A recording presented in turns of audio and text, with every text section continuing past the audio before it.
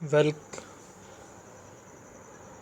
Welcome back दोस्तों, आपका स्वागत है आपके अपने ही चैनल साइंस क्लियर क्लासेस पर। और आज हम हिंदी माध्यम में जिस अध्याय को लेकर आए हैं उसका नाम है रासायनिक अभिक्रिया एवं समीकरण। ये कक्षा 10 का जो है पहला अध्याय है, जो जामिया और एएमयू विश्वविद्यालय की परीक्षाओं, इसके अलावा जितनी भी परीक्षाएं हैं महत्वपूर्ण, उन सब के लिए उपयोगी है। और ये हमने जो है बच्चों की बहुत मांग पे जो है हिंदी माध्यम में भी शुरू किया है। वैसे इसका जो आपको इंग्लिश वर्ज़न है वो हमारे चैनल पे मिलेगा, इंग्लिश वर्ज़न भी आपको मिल जाएगा। ये हिंदी माध्यम में हमने अध्याय शुरू किए हैं और उम्मीद है कि ये वीडियो सेशन आपको बहुत पसंद आएंगे। और इसमें हमने कुछ जो है समझाने की स्लाइड्स भी जोड़ी हैं। उम्मीद करते हैं ये वीडियो आपको बहुत ज़्यादा पसंद आएगी।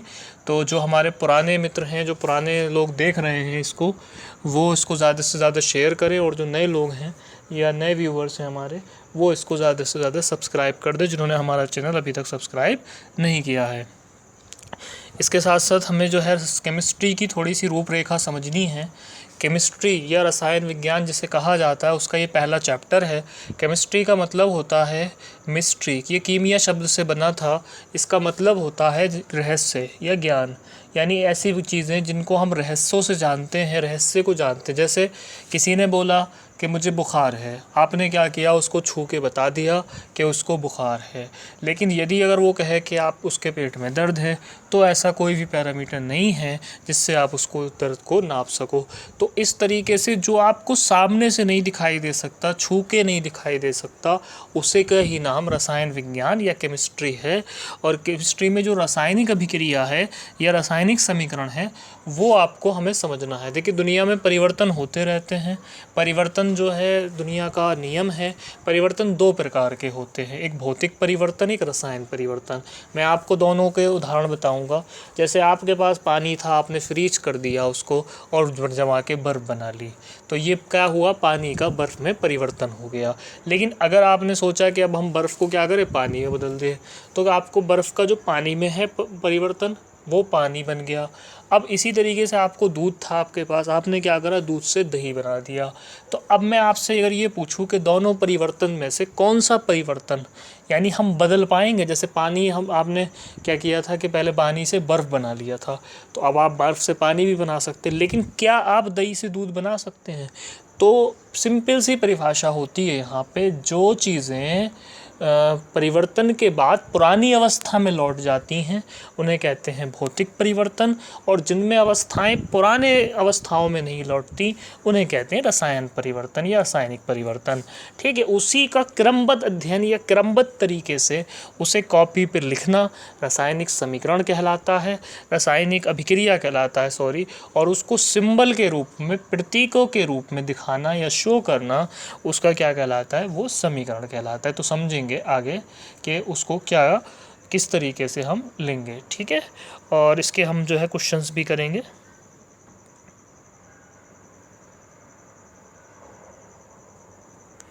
ठीक है दोस्तों, तो रासायनिक अभिक्रियाएं मुख्य रूप से 7 प्रकार की होती, वैसे 4 होती हैं, लेकिन चूँकि उपचयन अपचयन इसमें जुड़ जाती हैं और ऊष्माक्षेपी और ऊष्माशोषी इसके अंदर ऐड हो जाती हैं, इसलिए ये ऐसा कहलाती हैं। वैसे जो है केवल 4 प्रकार की मुख्य रूप से होती हैं। एनसीईआरटी के अकॉर्डिंग 5 प्रकार की होती हैं, उसमें अपचयन भी जोड़ लेते हैं। संयोजन अभिक्रिया, नंबर 2 वियोजन अभिक्रिया, विस्थापन अभिक्रिया, द्विविस्थापन अभिक्रिया, उपचयन एवं अपचयन क्रिया, और ऊष्माक्षेपी अभिक्रिया और ऊष्माशोषी अभिक्रिया। नेक्स्ट स्लाइड पे पहुंचेंगे।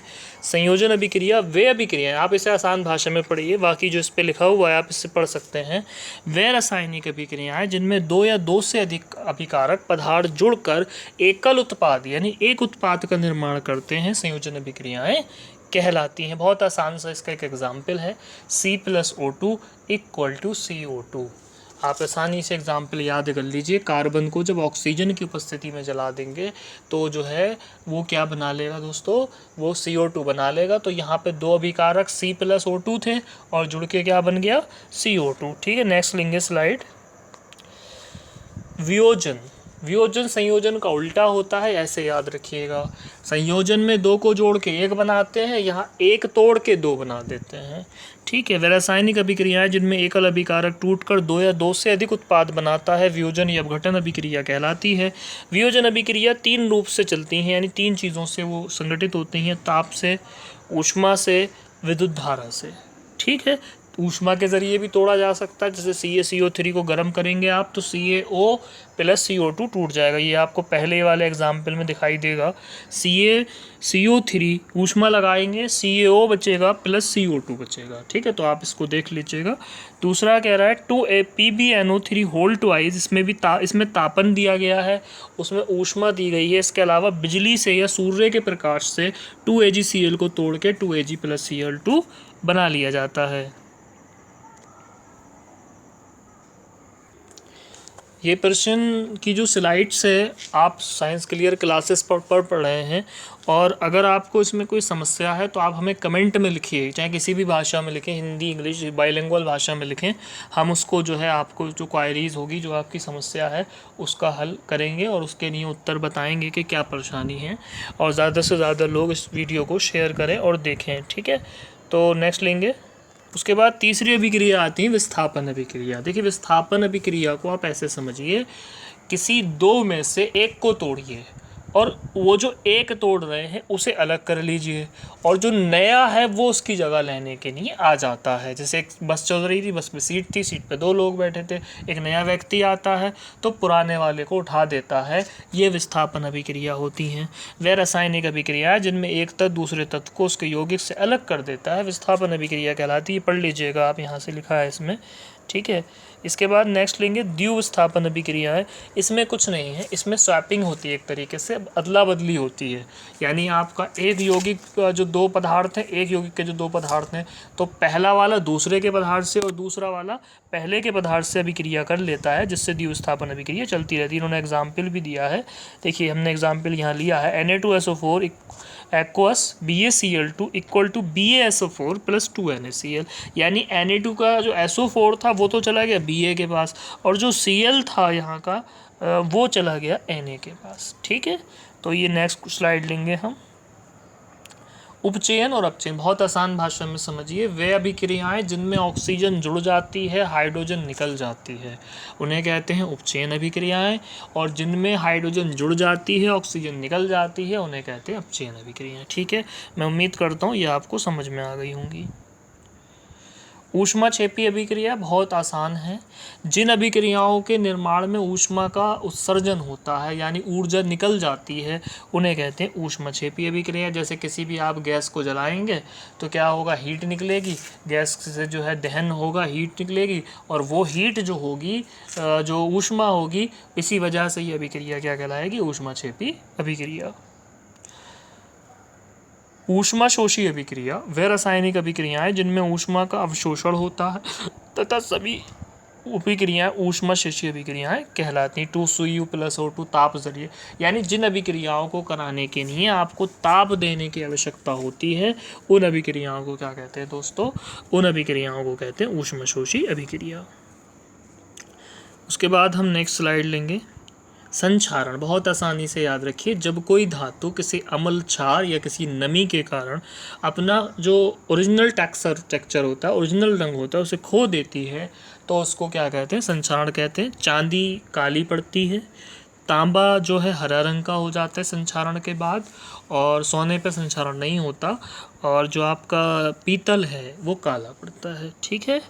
संक्षारण के कारण ही पुल, लोहे की रेलिंग, जहाज, धातु विशेषकर लोहे से बनी वस्तुएं नष्ट हो जाती हैं, जिसका मुख्य कारण अपचयन अभिक्रिया है।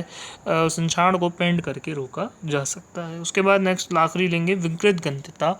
जब वसा युक्त या कोई तेलीय खाद्य युक्त पदार्थ लंबे समय तक रखे जाते हैं तो नमी या ऑक्सीजन की अभिक्रिया के द्वारा वो अपना जो स्वाद होता है ओरिजिनल वो खो देते हैं, और इस प्रक्रिया को विकृत गंधिता कहते हैं। इसीलिए चिप्स बनाने वाले चिप्स की थैली में नाइट्रोजन गैस भरते हैं ताकि उसका जो मूल स्वाद है वो ना बदले, ठीक है दोस्तों। तो अब हम जो है प्रश्न लेंगे इसके, ये चैप्टर दोस्तों, ये प्रश्न जो है हम अभी जो आपको कराएंगे, ये हम साइंस क्लियर क्लासेस पर करा रहे हैं, और साइंस क्लियर क्लासेस एक बेस्ट माध्यम है आपके लिए जो साबित होगा। अब आप इससे किसी भी अच्छे कंपटीशन के लिए भी, जो 10th का या BHU का कंपटीशन है या AMU का कंपटीशन है या JMI का कंपटीशन है, वो किसी भी इस तरह के कंपटीशन के लिए जहाँ पे इस क्लासेस के लिए एंट्रेंस होते हैं, वो आप इसके लिए तैयारी कर सकते हैं। जल्दी ही हम IIT JEE और नीट के लिए भी एक विश्वसनीय स्तर की टीम बना रहे हैं, जिससे जो है आपको उसकी क्रमबद्ध और अच्छी तैयारी हो सके, ताकि आप उसकी कंसेप्ट को समझें और हम उसे रोचक तरीके से आप तक कैसे पहुंचा सकते हैं, इसके लिए हम बराबर कार्य कर रहे हैं। बराबर हमारी जो टीम है वो लगी हुई है, ताकि जो है नीट वगैरह की तैयारी भी आपको मुफ्त में आसानी से कराई जा सके। तो आपसे जो है रिक्वेस्ट है कि आप ज़्यादा से ज़्यादा जो है लोगों को इससे जोड़िए, ताकि जो है उनको बेनिफिट मिल जाए। ठीक है, उसके बाद हम लेंगे प्रश्न आ गया है, जब पोटेशियम धातु की जल से अभिक्रिया करवाते हैं तो इसका क्या होता है? ऑक्सीकरण होता है, उपचयन होता है, अप्रवाहित रहता है, जल अपघटन होता है। सीधी सी बात है, ऑक्सीकरण होता है। ग्रीन हो गया दोस्तों, आप जीत गए। सही आंसर होगा ऑक्सीकरण। ठीक, नेक्स्ट लेंगे। श्याम श्वेत फोटोग्राफी में किस यौगिक का प्रयोग होता है? AgCl, AgBr, AgI, उपयुक्त सभी। आपको मैं समझा दूं यहाँ पे, इसका जो आंसर होगा AgBr होगा, सिल्वर ब्रोमाइड। लेकिन आपको यहाँ ये भी समझना है कि AgCl किस लिए इस्तेमाल होता है। PCS 2019 में ये क्वेश्चन आया था। AgCl का इस्तेमाल यानी सिल्वर क्लोराइड का इस्तेमाल बादलों पे कृत्रिम वर्षा करने के लिए किया जाता है। AgI का इस्तेमाल फोटो लैंप वगैरह में किया जाता है। तो राइट आंसर होगा दोस्तों AgBr। FeCl3 का FeCl2 में परिवर्तन है, ऑक्सीकरण, अपचयन या अपघटन। तो ये क्या होगा? अपचयन होगा। क्योंकि अपचयन क्यों होगा? जब कहीं पे आयन कम होते हैं तो इसे कहते हैं आपका अपचयन, और जब आयन बढ़ते हैं तो उसे कहते हैं उपचयन। मैग्नीशियम का वायु में जलना, ये संयोजन अभिक्रिया का उदाहरण है। Mg+O2 = 2 MgO। तो ये क्या होता है? ऑक्सीकरण होता है। सही है, राइट, आप जीत गए हैं। AgNO3 के विलयन में NaCl का विलयन बनाने पर किस पदार्थ का स्विच? जाहिर सी बात है, ये द्विविस्थापन अभिक्रिया का उदाहरण है। इसमें AgCl से कर लेगा और NaNO3 से कर लेगा, तो AgCl का अवक्षेप यहाँ प्राप्त होगा। आप जीत गए हैं। ठीक है, उसके बाद अगला प्रश्न बताइए बच्चों, Zn की तनु H2SO4 से क्रिया कराने पर कौन सी गैस निकलती? बहुत आसान इक्वेशन है। Zn + H2SO4 यानी ZnSO4 बन जाएगा और H2 यहाँ से निकल जाएगी। ठीक है, तो इसका आंसर होगा हाइड्रोजन गैस। ऊष्माशोषी अभिक्रिया है। ऊष्माशोषी अभिक्रिया क्या होती है? जहाँ पर आप ऊष्मा को सोखते हैं। तो इनमें से जो NH4Cl है का जलीय विलयन बनाते हैं, उसमें ऊष्माशोषी होती है। CO का जल में घुलना तो ऊष्मा निकलेगी, जाहिर सी बात है। NaH का जलीय विलयन, इसमें भी ऊष्मा निकलती है। उपयुक्त सभी नहीं हो सकता, तो आंसर होगा NH4Cl का जलीय विलयन बनाना। अगला प्रश्न लेंगे, H2Cl2 = 2HCl में किसका अपचयन हो रहा है? देखिए, अभी हमने बात करी थी कि अपचयन में क्या होगा? हाइड्रोजन ऐड होगी और क्लोरीन जो ऑक्सीजन है वो निकलेगी। और उपचयन में क्या होगा? ऑक्सीजन ऐड होगी, हाइड्रोजन निकलेगी। तो आप किसको दे रहे हो? Cl को दे रहे हो। क्या दे रहे हो? तो H2 का क्या हो रहा है? ऑक्सीकरण हो रहा है कि अपचयन हो रहा है? ये Cl2 का ऑक्सीकरण हो रहा है। तो H2O का अपचयन नहीं हो रहा है। देखिए माय डियर फ्रेंड, अपचयन नहीं हो रहा है, बल्कि क्या हो रहा है? H2 का ऑक्सीकरण हो रहा है। क्यों ऑक्सीकरण हो रहा है? आप कहेंगे ऑक्सीजन तो जुड़े ही नहीं यहाँ पे।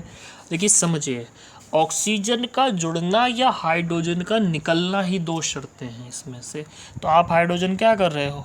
हाइड्रोजन को निकाल रहे हो, वो Cl को दे रहे हो, यानी हाइड्रोजन क्या कर रही है? ऐड हो रही है। तो इसका सही आंसर होगा H2 का ऑक्सीकरण हो रहा है। जब बिना बुझे हुए चूने के जल मिलाने पर बनता है बुझा हुआ चूना। ठीक है, आसान प्रश्न है। किसी रासायनिक समीकरण का संतुलन किस आधार पर किया जाता है? तो द्रव्यमान संरक्षण के नियम पे किया जाता है, याद रखिएगा इसको। अच्छा प्रश्न था। आगे देखिए, वंडरफुल क्वेश्चन है। चिप्स बनाने वाले चिप्स की थैली में कौन सी गैस यूज कर देते हैं ताकि उनसे उपचयन? वीडियो सेशन के स्टार्ट में ही बताया था, नाइट्रोजन गैस होती है इसके अंदर। उत्प्रेरक किसी भी रासायनिक अभिक्रिया को तीव्र या मंद कर सकते, परंतु उत्प्रेरक होते क्या है ये समझ लें हम। उत्प्रेरक होते हैं जो अभिक्रिया की गति को मंद कर दें या तेज करते हैं। तो ये क्या करते हैं? स्वयं अपरिवर्तित रहते हैं। ठीक है, पोटेशियम क्लोराइड को गर्म करने पर कौन सी गैस मिलती है? बहुत आसान प्रश्न है कि ये कौन सी गैस निकलेगी दोस्तों, यहाँ निकलेगी ऑक्सीजन, क्योंकि KClO3 जब अपघटित होगी तो ऑक्सीजन अलग हो जाएगी, KCl अलग हो जाएगी। ठीक है, उसके बाद नेक्स्ट प्रश्न लेंगे। कैल्शियम ऑक्साइड को जल में घोलने पर ऊष्मा में क्या परिवर्तन होता है? ऊष्मा क्या होती है? उत्सर्जित होती है, क्योंकि वो क्या होती है, ऊष्मा को छोड़ देती जल में घोलने पर। ठीक है, उसके बाद अगला प्रश्न लेंगे। किसी क्रियाशील धातु की तनु सल्फ्यूरिक अम्ल से कराने पर कौन सी गैस निकलती है? हाइड्रोजन गैस निकलेगी। Zn का प्लस H2SO4 का एग्जाम्पल आप याद कर लीजिए, ZnSO4 बन जाएगा और हाइड्रोजन अलग हो जाएगी।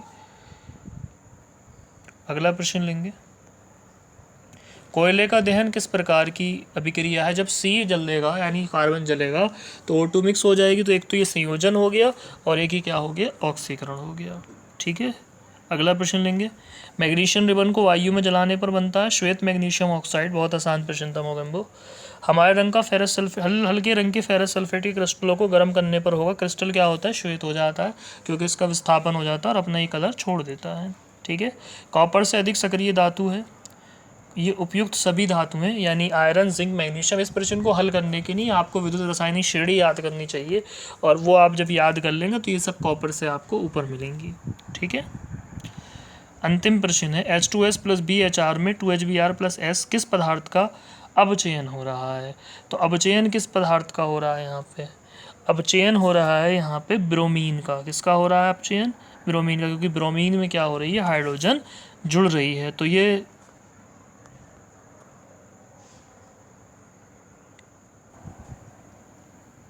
दोस्तों ये हो गया 20 प्रश्नों का संकलन विद उसके साथ साथ आपको जो है हमने इसमें वो स्लाइड भी कराई जो आपके लिए इम्पोर्टेंट थी इस चैप्टर के रिवीजन के लिए। उम्मीद करते हैं कि ये वीडियो सेशन आपको बहुत पसंद आया होगा, और अगर ये पसंद आया हो तो ज़्यादा से ज़्यादा लोगों में शेयर करिए ताकि ज़्यादा से ज़्यादा लोग मुफ्त में बेनिफिट उठा पाएँ।